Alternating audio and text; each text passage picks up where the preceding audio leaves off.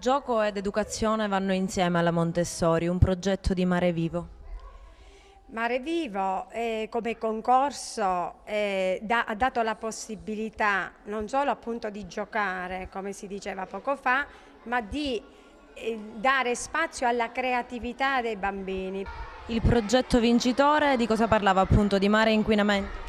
Sì, parlava, era diciamo libero il contenuto, il mare che vorrei i bambini hanno pensato di scrivere delle storie, nella fattispecie di questo premio, di scrivere una storia su una grande nave che, come a volte succede, ha una problematica, quella del petrolio che fuoriesce per un motivo diciamo occasionale o altro, e da questo inquinamento è venuto fuori il discorso della valorizzazione di alcune zone che oggi sono protette, come quella di Punta Bianca.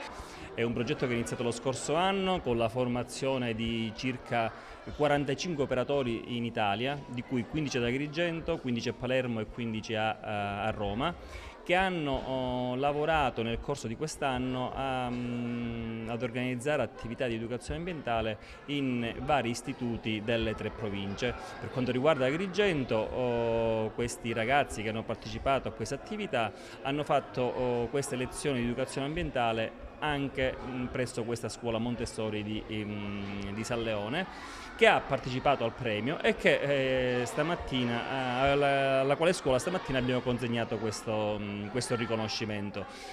Abbiamo raggiunto un duplice obiettivo, quello di aver formato 10 giovani professionisti educatori ambientali, e un secondo obiettivo, quello di aver trasmesso ai bambini di questa scuola quella sensibilità, quella educazione ambientale che speriamo possano ritrovare nel futuro.